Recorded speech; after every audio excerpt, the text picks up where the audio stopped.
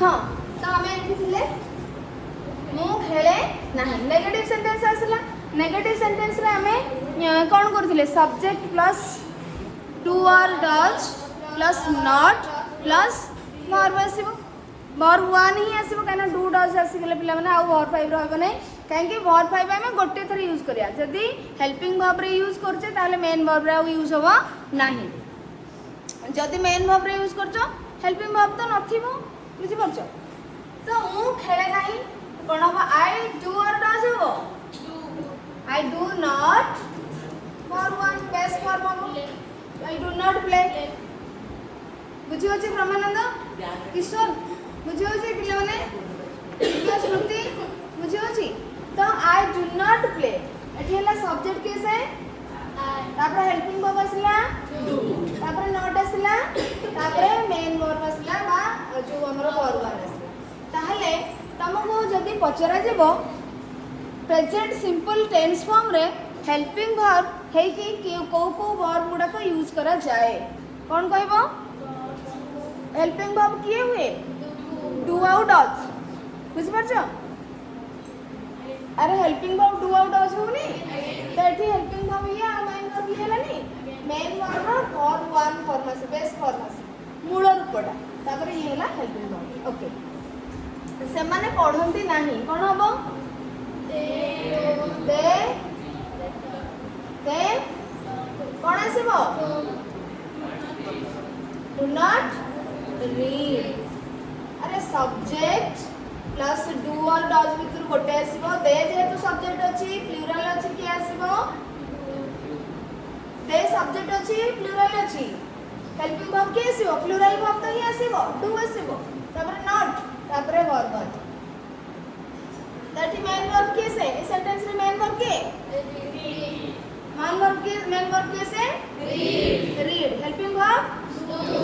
Do को type रो sentence ये negative sentence clear तापर से नाचंती की कोन हबो ही सॉरी प्रश्नवाचक चिन्ह अछि ताले कोन हबो हेल्पिंग वर्ब प्रथमे आसीबो हेल्पिंग वर्ब आसीबो कोन डज आसीबो डज से हेले सी और ही तमे करि परिबो डज सी डांस ना डांस हबो डांस डज सी डांस से नाचंती की डज सी डांस तले ए सेंटेंस रे इंटरोगेटिव सेंटेंस रे सब्जेक्ट के से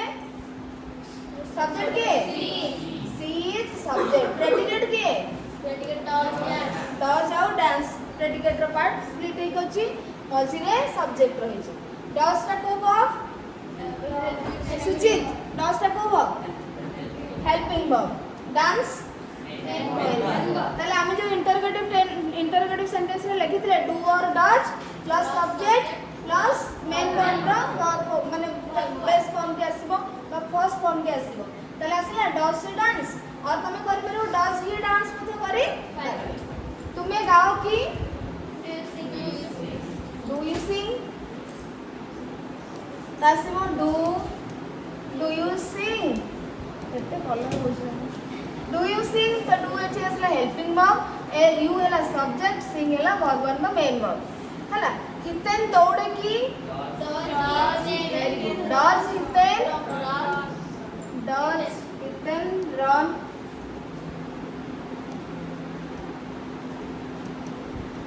डज हितेन रन एठी आसीला ताले एबो ट्रांसलेशन करि परबो तो सिंपल प्रेजेंट टेंस रे यूज करि परबो तो वाक्य रे ताले हमें स्ट्रक्चर जानी गेले हला केमती सिंपल प्रेजेंट टेंस बा प्रेजेंट इंडेफिनाइट टेंस को यूज करा जाय कि वाक्य गठन करा जिवो तार स्ट्रक्चर कोन रहबो हमें जानी पारी एबे हमें पढिबो कोन ना सिंपल प्रेजेंट टेंस बा प्रेजेंट इंडेफिनाइट टेंस फॉर हमें को सिचुएशन रे कहा विषय रे थिले केमती को माने सेंटेंस रे कोन सेंस आसुथिबो हमें सेठी यूज करबा ता तुमको जदी ए बळे ओडिया रे ट्रांसलेशन पडिथिबो इंग्लिश में करिया भाई हां तो तमे केमती करियो बस सिंपल प्रेजेंट टेंस यूज करियो बोली केमती जानिबो तो हमें जानिबा use of present simple form in different situations कौन सिचुएशन थिले हमें सिंपल प्रेजेंट टेंस यूज करबा first situation condition is habitual or repeated action, habitual action or repeated action of present time.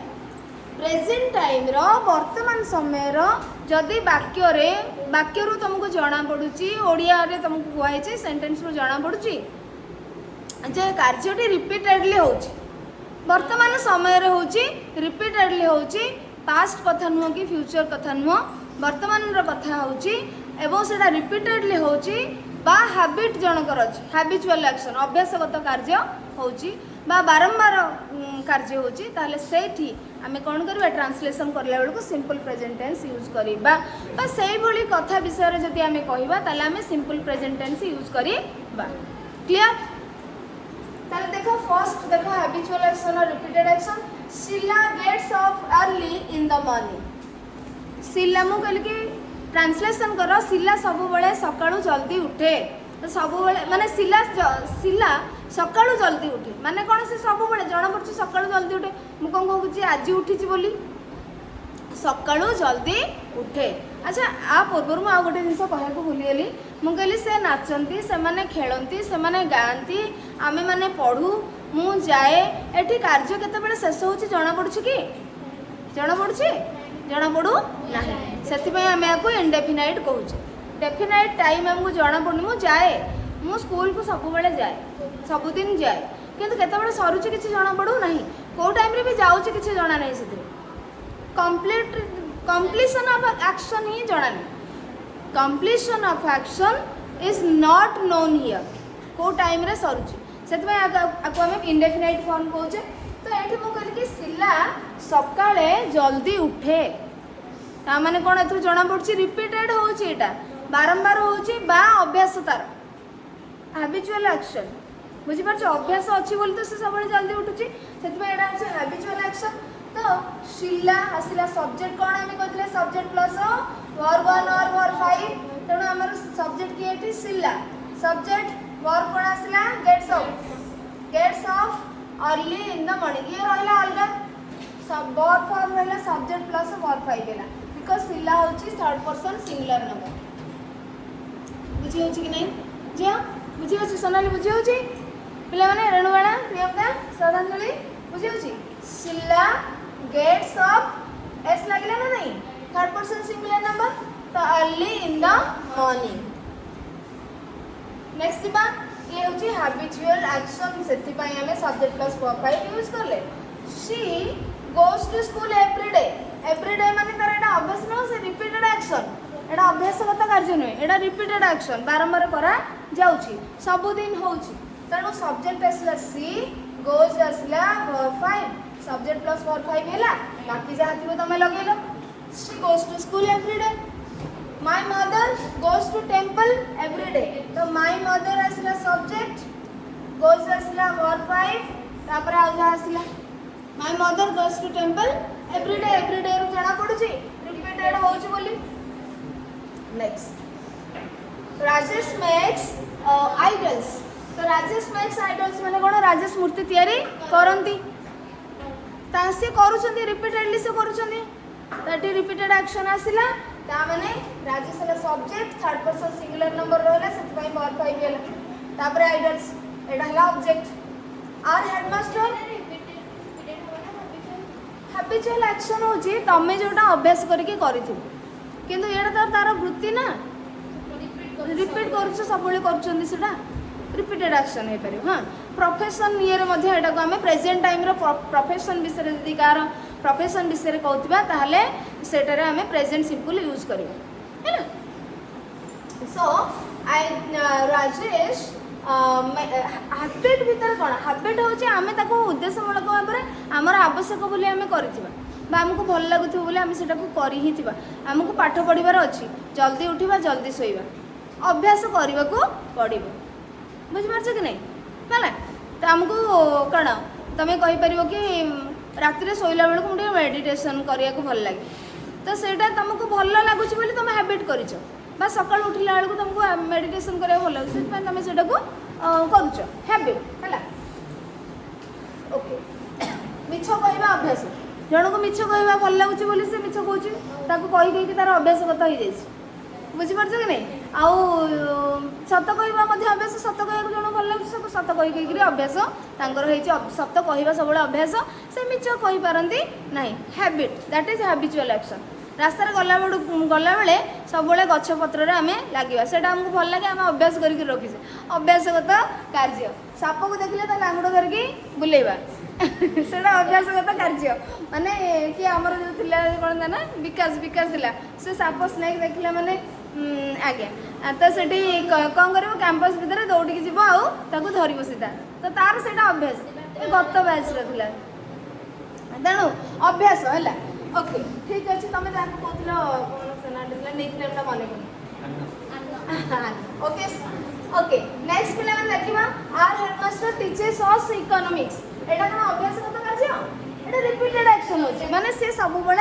बा जिते बड़े पढ़ाती इकोनॉमिक्स ही पढ़ाती तेणु ये सब्जेक्ट केस आसला सब्जेक्ट वर्ब ताले कौन आसीबो 5 आसना 1 आसीबो equal third person singular noun हैला अच्छा ई अच्छा अस एठी कौन हो पिला माने एटा कौन हो ऑब्जेक्ट